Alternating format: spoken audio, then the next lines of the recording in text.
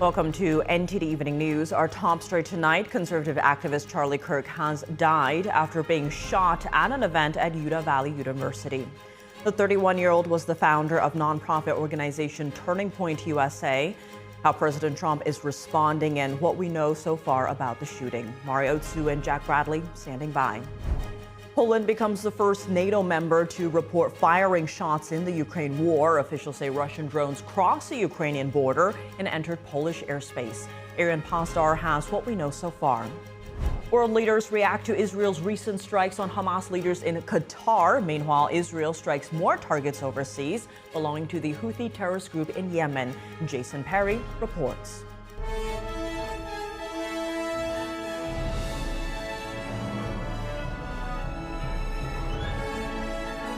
This is NTD Evening News, live from our global headquarters in New York City. Here's Tiffany Meyer. Good evening and thank you for joining us tonight. Conservative activist Charlie Kirk was killed at a university in Utah today. The 31-year-old was speaking at an event to a crowd of hundreds of his supporters.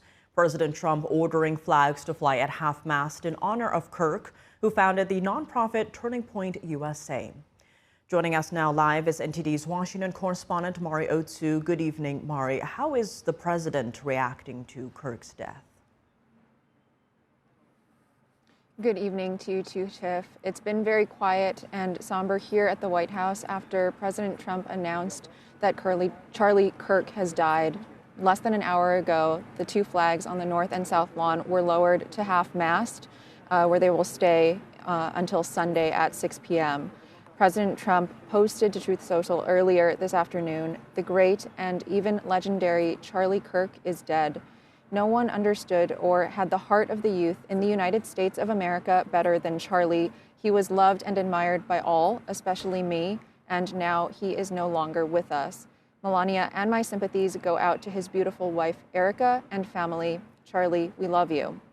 Now, every member of President Trump's cabinet has posted messages about praying for a miracle and expressing their love for Kirk while he was still in critical condition in the hospital. And now, responding to his death, Vice President J.D. Vance writes, "Eternal rest grant unto him, O Lord." And Secretary of State Marco Rubio is saying, heartbroken and outraged by the assassination of Charlie Kirk. He was an incredible husband and father and a great American. May he rest in eternal peace with our Lord. The Republican National Committee Chair Joe Gruters is also asking Democrats and Republicans to come together in condemning this shooting. Gruters is saying in a statement that the horrifying violence at Utah Valley University that took the life of Charlie Kirk is utterly appalling. Republicans and Democrats alike must stand united in condemning this brutality that has no place in America. He's also remembering Kirk as a father, husband, and dedicated patriot who spent his life defending conservative values and inspiring young Americans. And former President Joe Biden says there is no place in our country for this kind of violence. It must end now. Jill and I are praying for Charlie Kirk's family and loved ones. Turning Point, the organization that was founded by Charlie Kirk, helped to encourage younger voters to turn out for President Trump during his 2024 presidential campaign. And President Trump has credited Kirk with helping secure his return to the White House this year.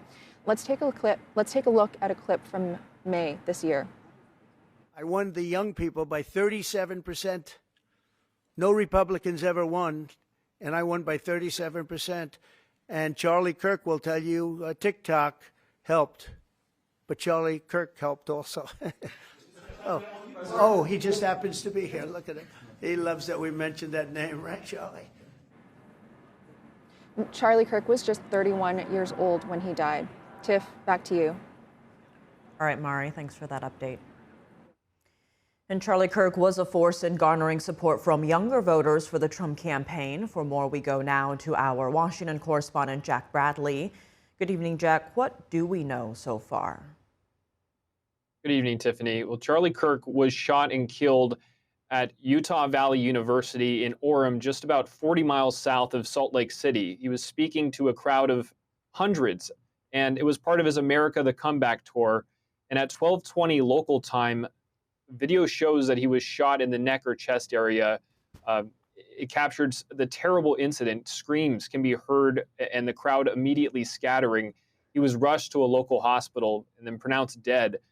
A spokesperson for the university said that Kirk was struck by a suspect who had fired from the building about 200 yards away. A suspect had been taken into custody and was not a student, but then was later released. So the shooter remains at large. Utah Governor Spencer Cox said that his state will work with federal government and to bring Charlie Kirk's assassin to justice. He wrote on X, quote, "I just got off the phone with President Trump. Working with the FBI and Utah law enforcement, we will bring to justice the individual responsible for this tragedy. We are praying for Charlie's wife, daughter, and son." Now, the news of Kirk's death has been spreading rapidly on social media. Friends and those from both sides of the aisle all expressing their condolences. California Governor Gavin Newsom was one of them. He had him on his podcast a few months ago, and now Newsom saying that the attack is disgusting and that we must reject any form of political violence. The Utah Valley University campus is now closed and classes are canceled until further notice, and there's now a large police presence at the campus looking for a suspect. Tiffany. And Jack, Charlie was very popular among young conservatives. Talk to us a bit about his legacy. That he was. Kirk is the founder of Turning Point USA, which he started in his late teens. He was just 31 years old now, but between that time, he accomplished so much, becoming a major figure in certain circles. And over the past couple of years, he worked to support President Trump's re-election campaign. Kirk has been traveling from college to college before and after Trump was re-elected, speaking with students at those colleges about conservative values, but more importantly, past politics. This is a man who was a husband and a father and also a friend to many. According to Senator Markwayne Mullin, who was in attendance at the event, Kirk, his family was there too. His wife and 2 children were present. And I even personally met Charlie Kirk in Detroit at one of his events during the campaign a few months ago. And although he was very busy, he still made time for interviews. And my impression was that he was very nice and a true believer in what he said. And he was loved and respected by everyone around him. So he will live on in our hearts, and we'll keep his family in our thoughts and prayers. Tiffany. All right, Jack, thanks for those updates. And joining us now to unpack the tragic death of Charlie Kirk is Michael Letts. He's a former Green Beret and law enforcement expert. He's also the CEO of Invest USA. Michael, thank you so much for joining us to discuss this tragedy. First, what will federal law enforcement have to do to figure out exactly what happened? A large crowd of students were there as Charlie spoke. What will need to be assessed? Well, the first thing we'll have to do is go in and do the trajectory, find out exactly where the round came from. It's kind of tragic that this much time has passed without that being pinpointed. But they're in the process of doing that now. Obviously, we'll have to match up the trajectory with the exact location, the exact casing on the shell, what type rifle was used, and then we're going to have to go into the intel community, find out chatter, find out the list of suspects. And that may be very broad because obviously Charlie's message was controversial. It was right on point, but it was controversial. And so there's a lot of people that would seek to do him harm. So we're going to have to make sure that gets done effectively. The problem that it does bring is that it could take some time. But one of the things I want to reassure the American people is that America stands strong and firm, has always stood strong and firm on the matters of patriotism and truth. And this will not deter us in any form or fashion. And of course, right now it's still early stages, but from your perspective, what kind of weapon could have been used here today? It definitely was a long-range rifle. I believe it was a sniper rifle, which quite frankly, if that is the case, proves to be accurate, then this was not some just off-the-cuff, shall we say, disgruntled leftist personnel. This would have been a well-coordinated and a well-planned attack. It would have been given a lot of consideration, a lot of thought, which then narrows the prospects or the suspects that we're looking at, but it also causes great concern. Where do they stop? They're going after conservatives. Obviously, they attempted to assassinate the president. They've made other attempts on other personnel. So where is their stop? Where is their ending point? Or are they just determined to make sure they continue this violence against the American people until they get whatever it is they're looking for, which obviously is a return to power? And of course, it is back to school season. There are some concerns, with more and more students expressing concern about their own safety. How easy is it to bring a firearm on university property? Well, it's a lot easier than you would like to believe. The reason is because universities properties are so spread out, and they're not all synchronated, so that when you go through doors, there's not metal detectors, there's not personnel checking every time you go through a building as to whether you're possessing a firearm. And the other thing is campuses are so open. You have an open courtyard, and you run back and forth on the sidewalks all day long trying to get to where you're going from class to class. Hard to contain areas like that and provide them the kind of security that they need because there's so many people coming in and out. They can't be checked. And Michael, I've seen cancel culture and violence rise at universities carried out against conservative speakers. Do you expect what happened today to bring about serious change in this regard? Well, the question will be what kind of change can it bring about? And, do one or two things. Can it silence conservatives? Absolutely not. I think you're going to see more voices that are going to rise up and take the place of what Charlie was doing such an effective job of doing. The second question is, can we provide better security? Well, you can provide better security if you're keeping those conservative speakers in an enclosed area, i.e. an auditorium, where you can check people coming in, check people coming out, making sure there are no terrorist or sniper shots that could be done from vantage buildings. But that's not the case. That was never Charlie's style, and that's really not the style of conservative America. They want to be able to express their opinions where people can be heard, and that's on the streets, on the sidewalks. And as long as that takes place, very hard to continue to provide additional security measures. So I think you're going to see an increase in this. I think you're going to see an increase in conservative voices being heard. And until we, from the intelligence community and a law enforcement standpoint, pinpoint the source of all this and deal with its leadership and bring it to justice, it's going to get worse, not better. And when we talk about accountability here, who do you think authorities are going to look at to figure out what were the events that led up to something like this? Well, I think you've got a number of factors to look at. First of all, a good old adage from a law enforcement standpoint, where's the money? Go to the money trail, follow the money, follow the paper. And so who's financing these? Who's financing the ability for this to transpire? It's not cheap for long-range rifles. It's not cheap to plan the logistics and these kind of things. So find out where the funding sources are coming from. Second of all, find out what the players are. You're not going to get somebody just fresh off the street to do this. This took a professional, somebody who knew what he was doing and who knew how to handle the accuracy of that fire weapon. So those are the kind of issues that we're going to have to look for. Find out who is in the process of organizing and already has been organized for that matter. And by being already organized, they're using their resources to try to counter conservative message, to try to bring forth a revolution, shall we say, of liberalism and liberal ideas. Those are the ones you want to target and investigate. You'll find your answers when you go there. Well, Michael, thank you so much for joining us tonight. Thank you. God bless and God bless America. And we will continue our coverage of Charlie Kirk, but first, Poland today reports shooting down suspected Russian drones in Polish airspace. It is the first time a NATO member is known to have fired shots during the war in Ukraine. NTD's international correspondent Arian Postar has the latest. Russian drones reportedly entered Polish airspace on Wednesday. Poland says it shot them down with the backing of military aircraft from its NATO allies. Polish Prime Minister Donald Tusk says it's the closest the country has been to open conflict since World War II. We are most likely dealing with a large-scale provocation. But at the same time, we are in consultation with our allies. I am in constant contact with the NATO Secretary General. The Prime Minister activated Article 4 of NATO's treaty, under which alliance members can demand consultation with their allies. The head of NATO says the organization is still assessing the situation. A full assessment of the incident is ongoing. What is clear is that the violation last night is not an isolated incident. Russia, meanwhile, denies the allegations. The country's defense ministry issued a statement saying its drones carried out a major attack on military facilities in western Ukraine, adding that it had not planned to hit any targets in Poland. But Poland's Minister of Foreign Affairs says he doesn't believe that, warning of possible escalation.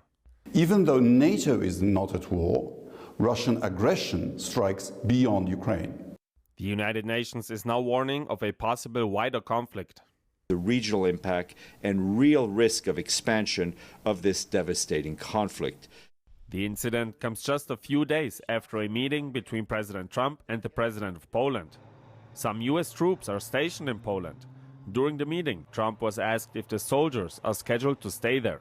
If anything, we'll put more there if they want, but they've long wanted to have a larger presence. We have some countries that have more, not too many, but no, they'll be staying in Poland. We're very much aligned with Poland. Trump also reacted to the incident on Wednesday, saying, "What's with Russia violating Poland's airspace with drones? Here we go." Arian Pastar, NTD News. And leaders around the world are reacting to Israel's recent strikes in Qatar against the leaders of the Hamas terrorist group. Meanwhile, Israeli forces struck more targets in Yemen belonging to Houthi terrorists. NTD's Jason Perry has the update. On Wednesday, security vehicles in Qatar were at the scene of an Israeli airstrike in Doha that happened just the day before. Israel said they struck leaders of the Hamas terrorist organization in a building where they were living in Qatar's capital. The president of the United Arab Emirates visited Qatar's emir on Wednesday in what appeared to be a show of support for the neighboring country. Israel's strikes in Qatar received international criticism, including from Saudi Arabia. We reject and condemn the Israeli authorities' aggressions in the region. We stand fully with the state of Qatar in whatever measures it takes, without limit, and we will dedicate all our capabilities to this cause. In a post on X, Qatar said they were going to take all legal measures possible in response to the Israeli strikes. Qatar, which has served as a mediator between Israel and the Iran-backed Hamas terrorist group, was also the site of a foreign attack when Iran targeted a U.S. military base in Qatar in July. However, Qatar's prime minister said the Israeli strikes won't deter them and they will continue to mediate. President Trump also shared his thoughts on Israel's strikes in Qatar. I'm not thrilled about the whole situation. It's not a good situation. But I will say this, we want the hostages back, but we are not thrilled about the way that went down. Israeli Prime Minister Benjamin Netanyahu on Wednesday had these words for Qatar. I say to Qatar and all nations who harbor terrorists, you either expel them or you bring them to justice, because if you don't, we will. And he compared Israel's strikes to the U.S. military actions after 9/11. We went after the terrorist masterminds who committed the October 7th massacre. So we did exactly what America did when it went after the terrorists, the Al-Qaeda terrorists in Afghanistan, and after they went and killed Osama bin Laden in Pakistan. Israeli forces also reported launching more airstrikes against the Iran-backed Houthi terrorist group in Yemen, targeting Houthi military bases, a fuel storage facility, and the headquarters of the Houthi Public Relations Department. Those strikes come after a Houthi attack drone injured 2 people at an airport in Israel. Israel also said they intercepted a rocket on Tuesday night that was fired from Yemen. Jason Perry, NTD News.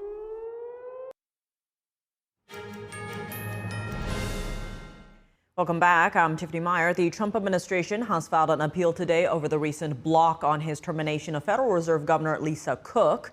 The filing comes one day after District Court Judge Gia Cobb ordered the Cook be reinstated. Cobb said in her decision, the public interest in Federal Reserve independence weighs in favor of Cook. Cobb said Trump's firing was likely illegal because it was not for cause. Trump fired Cook after William Pulte, director of the Federal Housing Finance Agency, alleged that Cook had committed mortgage fraud. Cook denies any wrongdoing.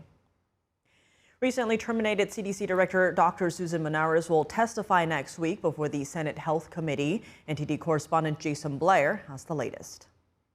Former CDC Director Dr. Susan Manaras will testify to the Senate Health Committee on September 17th.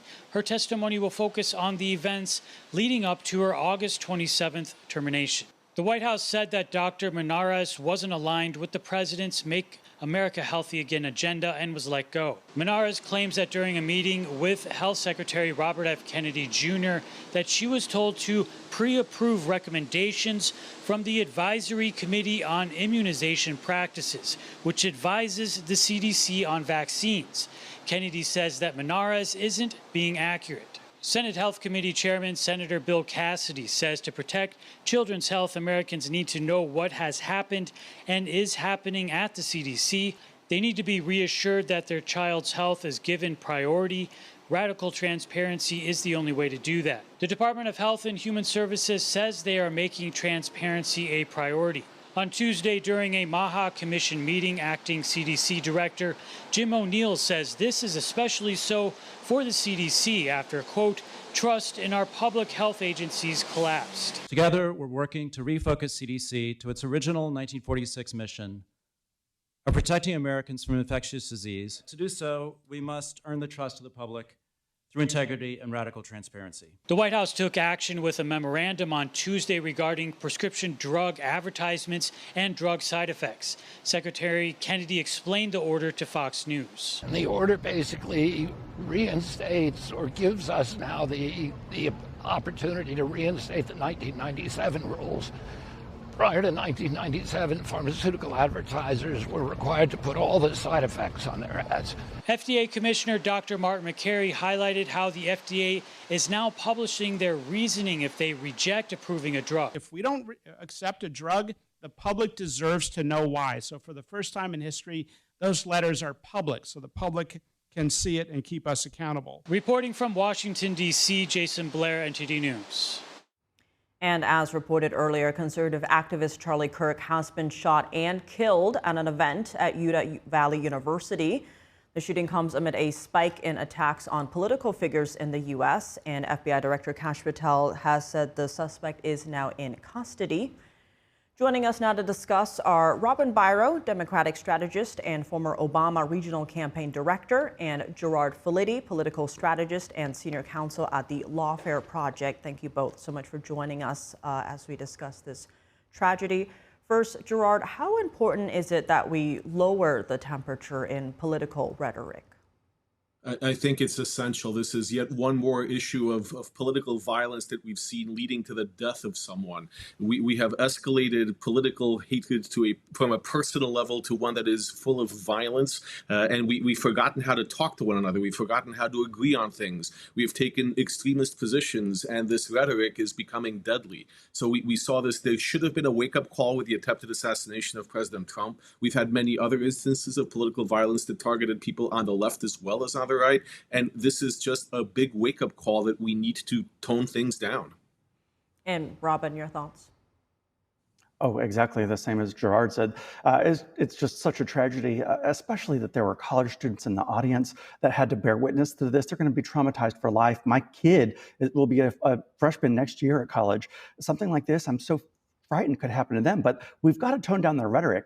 You know, at the end of the day, our neighbors are still our neighbors in spite of political differences. That is where I think we've lost our way as Americans. And we've got to somehow look past political differences and see at the end of the day, look, these are still our friends and neighbors. We can still live in a peaceful society. Political violence is never the answer, Tiffany. And Gerard, talk to us about Charlie Kirk. He's been a key player in advancing conservative ideas in the U.S. Walk us through what role Charlie has played for Americans. He's played an outsized role, especially in the college campus space, where one of his biggest issues was taking on what he saw as the polarization of campus and the exclusion of conservative voices and an ideology that was very left-wing in orientation, but that did not bring about true diversity because of that exclusion, the cancellation of conservative speakers, the distaste for conservative ideas. And really, I think he had a very valid point that colleges have become very intolerant in many ways, and that there does need to be that diversity of voices, not to stifle any one particular speech, but to have that diversity of voices. And I think Kirk was very spot accurate when he identified these problems, these ideologies of hate that have caused divisiveness on campus. And Gerard, staying with you very quickly, we've seen incidents of violence at universities, specifically against conservatives, but maybe nothing as high profile as this. What needs to happen for students to be able to express their views in our institutions without risk of being attacked? Now, I think the problem is that there's been a lack of consequences when student behavior has gotten to be outrageous, that people can choose to be not just protesting or expressing their views, and not just slightly offensive in their ideology, but in their mannerisms. Nowhere do we see this more than in the pro-terrorist demonstrations, the anti-Jewish protests, which rise to a level of hatred and exclusion. And this is really the failure of the administrations of these schools to tamp down on this, to show children, to show students how to properly protest and properly express their voices without that anger, without that violence. I think that's where the universities need to change. They need to guide students in the right direction and impose consequences on those who go too far. And Robin, same question for you. What needs to happen so students can still express their views without risk of getting shot? There also needs to be some fundamental changes at home. We need to be having conversations with our own children about these things. It is a good thing. You have a First Amendment right to your free speech and to protest, but violence is never called for. I was there 3 blocks away from Georgia Tech when the police cars were being overturned and set on fire on the Georgia Tech campus by what we called protesters, but they became rioters. It was extremely dangerous, very concerning. Parents need to be talking to their children about the proper ways to let your voice heard in ways that they will actually be heard. And then the colleges and universities absolutely have to do a crackdown, just like Gerard said. And there's some misinformation going around right now that this university was open carry. It's not the university. It's the entire state of Utah had a change in their law. But it's up to the colleges and the universities themselves to provide security in those measures, which they did. This was just, we don't know yet why this happened, but it's a terrible tragedy. And Gerard, Charlie Kirk was deeply religious. He often quoted scripture from memory. Now, he probably wouldn't want this to intensify into calls for yet more violence. More hate is rarely the answer to hate. What would be the most constructive response from his supporters in this difficult moment?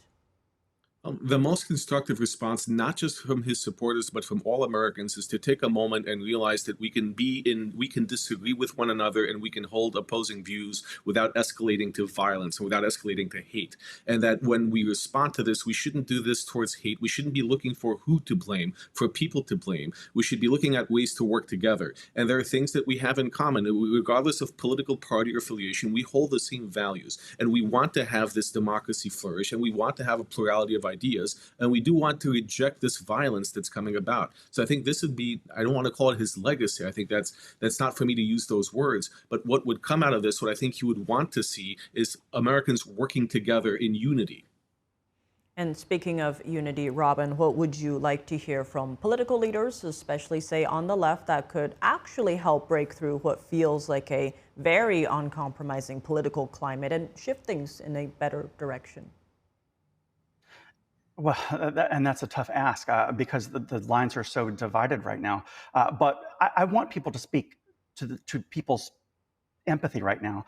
You may not have agreed with what Charlie Kirk had to say. You may not have agreed with his beliefs, but he was someone's son. He was someone's father. He was someone's brother. He was someone's husband. This is a man who ultimately died for his beliefs, and thousands of college students were now traumatized on this university. This is a terrible tragedy. We need to come together in the wake of any tragedy, whether it's a school shooting or something as grotesque as this, Tiffany. And Gerard, expanding on that, when it comes to political leaders, what immediate steps could they take in response to Charlie Kirk's death to move the country back towards a United States?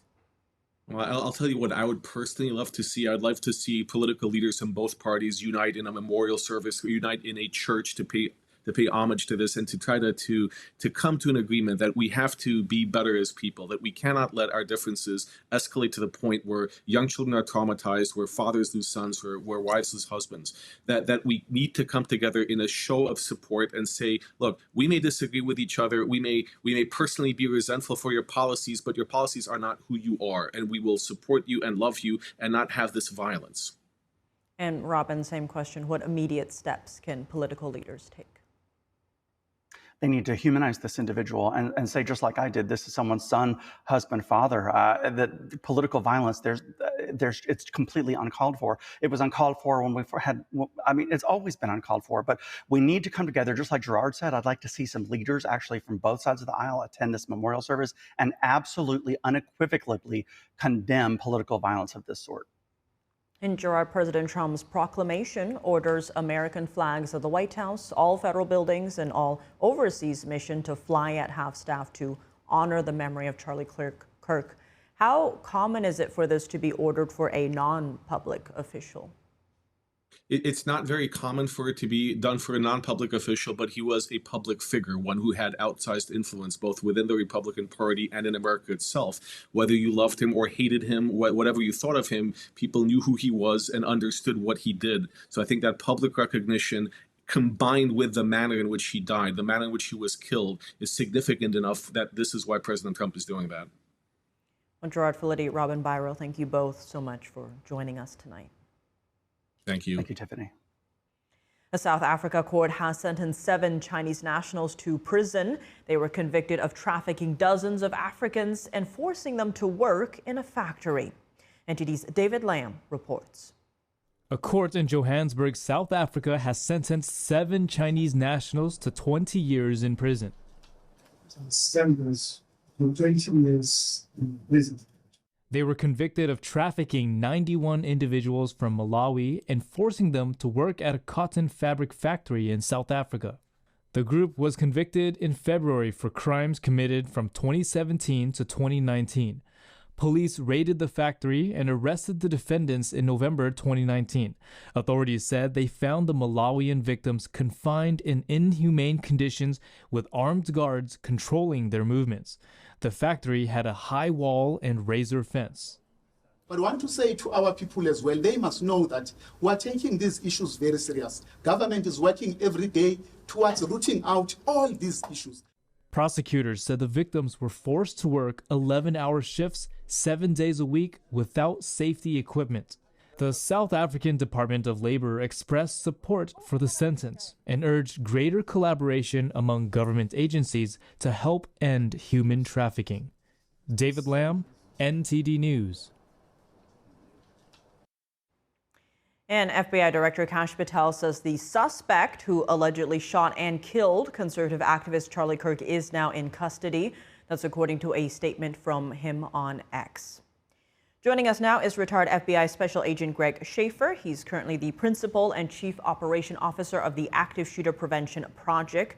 Greg, thank you so much for joining us as we unpack this tragedy. Now, there is actually a press conference right now in Utah about the shooting. Walk us through what's the latest in that presser. What do we know so far? Well, they're saying, like you just said, Kash Patel announced that they have a suspect in custody. They also have some information that they gleaned from CCTVs on campus that could also help in the investigation. And the governor of Utah did go on national news and state that and remind everybody that Utah does have the death penalty. So, it's a tragic day for Utah, a tragic day for America. And, I don't know if you knew this or not, but I was actually the security director for Turning Point USA and for Charlie Kirk Security for 7 years, from 2015 to 2022. And Greg, on that note, digging into that, what do these events typically entail security-wise?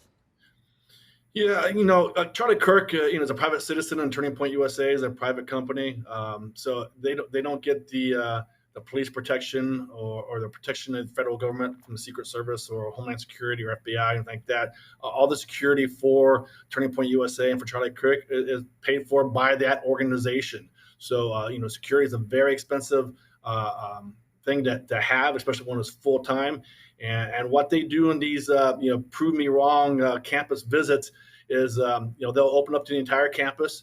As you can see from the videos, it's a very open venue. He usually sits under a tent, and he will have a 5-man detail doing close perimeter security for him. If you look at some of the videos, you can see 2 large gentlemen in front of the stage. You always had an individual, who used to work for me, on Charlie's right-hand shoulder, and then you had another 2 individuals probably behind that tent. So you had a close perimeter security of about 5 personnel. That is about all that he would travel with for these events, and then they would also, work with and coordinate with the campus police. Now, not to disparage campus police officers, but most college campuses have pretty poor security and poor police forces that are undermanned and underfunded. I did hear a report that the campus police said they had 6 officers on duty. I'm assuming most of those officers were doing crowd control and traffic control, not really there for security of Charlie Kirk. Again, the security for Charlie himself was by his private security company. And then, it's hard to, when you get these events, you get close in security, you try to cover your principal up close, but this shot came from somewhere like 200 yards away. That is almost impossible to defend against. Unless you have counter sniper teams and have an intense amount of manpower and money to back up that manpower, protecting somebody from 200 yards away is incredibly difficult, if not impossible. And Greg, given that you've worked with Charlie Kirk, from your perspective, did he face more hostility than normal speakers would at universities?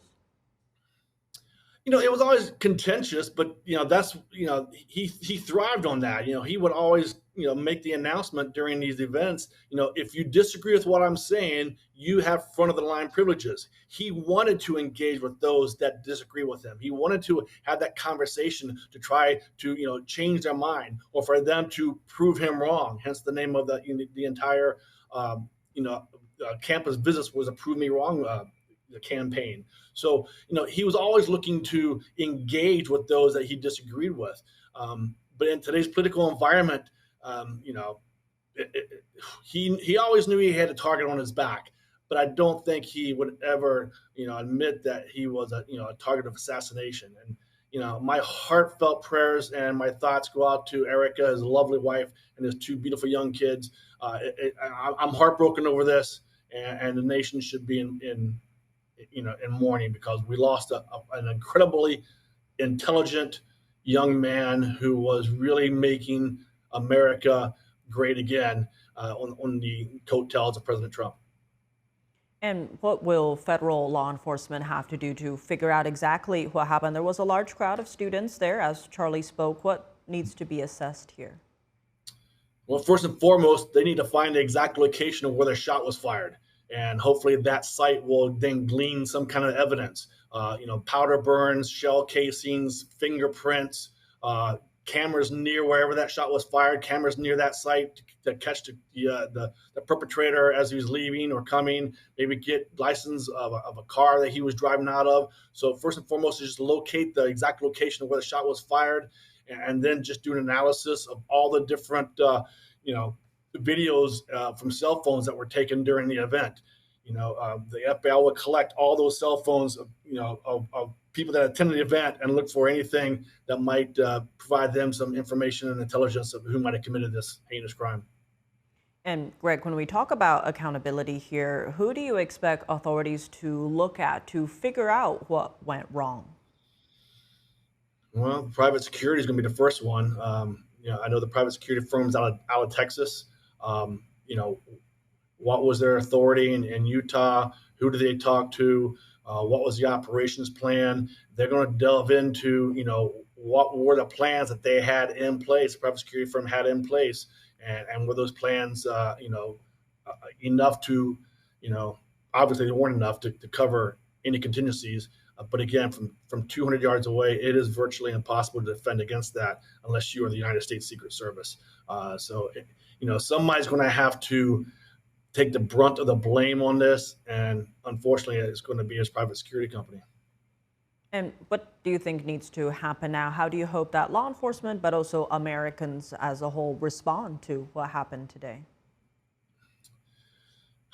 Well, with the 2 Trump assassination attempts and then this one, if I was a conservative political pundit, I would definitely hire my own private security firm.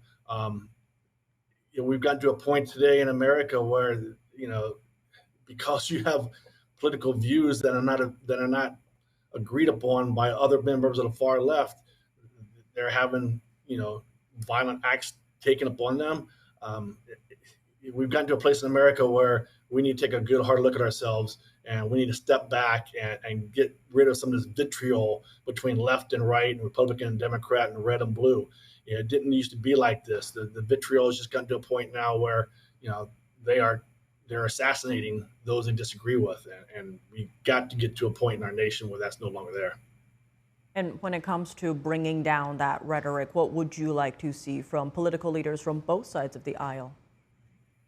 Oh, absolutely. I think, especially from the left, the Schumers and the Pelosi's and Hakeem Jeffries, they need to speak out against this vehemently. I mean, they cannot be too vocal or too loud, to speak out against this. And instead, what we've seen in the past is they almost double down and encourage more violence.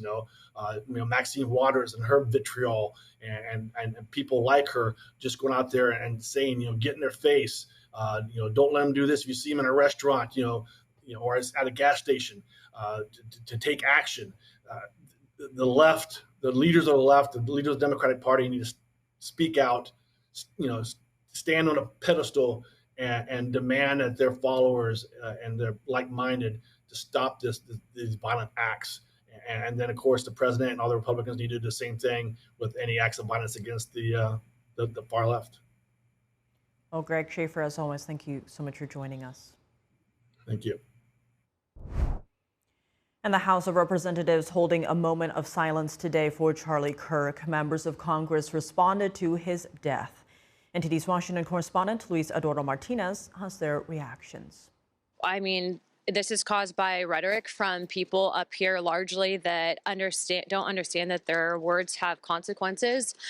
Every single member of Congress, every single political activist, every single group in the country that has ever called Republicans and conservatives fascists needs to condemn this violence. What is your message to your fellow Democrats in Congress? Stop with the rhetoric. You're getting people killed. You're going to get one of us killed too if you continue doing it. It's awful. It's absolutely awful. I'm sorry for his family. There's no room for political violence in our country, and we all can do more to just condemn it, and hopefully that's the antidote to it. But it's awful, period. Terrific. I think I pray for him and his wife and their 2 kids. I talked to him the night we passed the big, beautiful bill, or the morning, I guess.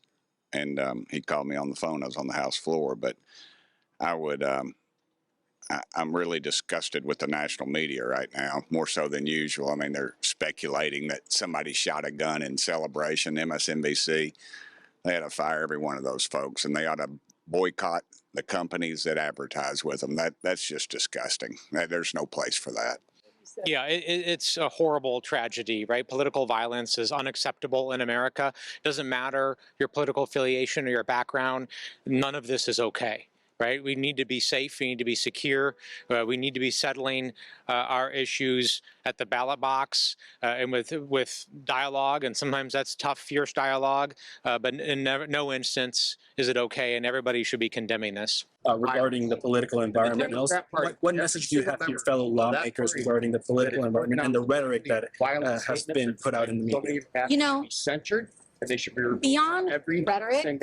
We need to talk about action, and we need to talk about, yes, there are words, but most importantly, we are in a job of leadership. We are in a job of action. We are in a role and a position where the American people are looking to us to do something about this. France took to the streets today in nationwide protests and blockades. The demonstrations follow the government's fall on Monday and reflect growing opposition in the country against President Emmanuel Macron. NTD International correspondent David Vives reports from Paris.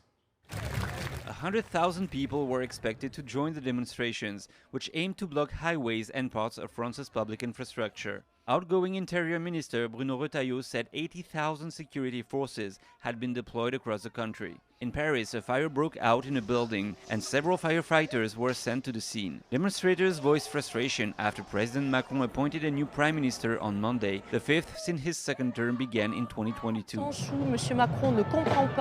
Macron doesn't seem to understand that this is not just a clash of heads. We have them, but that's what politics is. We want it to be said clearly. His agenda is against France, against the French, against the people. For example, look at the situation in the hospitals. They can't cope anymore. Many people are losing their jobs. I work in education. I see teachers losing their jobs, something I've never witnessed before. We can't take it anymore. We are facing a very deep social crisis. I believe that today there is enormous anger among the people. I spoke with a nursery worker who is furious. She earns 1,600 euros but pays 800 euros in rent. She is raising her daughter alone. I've made some research about what's happening. To me, I realized that our future is at stake. I had to come out to defend my future, to defend this society, and to defend my homeland. If it continues like this, I honestly hope things change before I turn 40. This protest was scheduled in July and was highly anticipated in the country. The Prime Minister decided to call a confidence vote 2 days before the demonstration. In a move to reaffirm the French people's trust in his policies, the move backfired against him and led to the fall of the government last Monday. However, the protest itself is dividing the French people. The original call to demonstrate came from grassroots movements, much like the Yellow Vest movement, demanding lower taxes, but was later claimed by leftist political figures, which then turned it into a nationwide blockade led by unions and leftist groups. The protest where I'm standing at the moment in Paris is the main protest that has been organized under the slogan Anti-Fascism and Anti-Racism Bloc, which has little to do with the original call to demonstrate. So while the protest shows a strong challenge to the government, it also reveals fractures among the French people. The president appointed a close ally as his new prime minister, Sébastien Lecornu, who took office on Wednesday, facing the same challenge to rein in France's ballooning debt as his predecessor. David Vives, NTD News, Paris. And showcasing the timeless beauty of a traditional art, NTD's International Classical Chinese Dance Competition returns for its 11th year this week, running Thursday through Sunday. Catch the semifinal and final round September 13th and 14th live on NTD or in person at the Sugarloaf Performing Arts Center in New York. For tickets and more information, visit dance.ntdtv.com. And that's all for today's news. For round-the-clock coverage, visit us at ntd.com/live or download our NTD app. Thanks for tuning in. I'm Tiffany Meyer. Good night.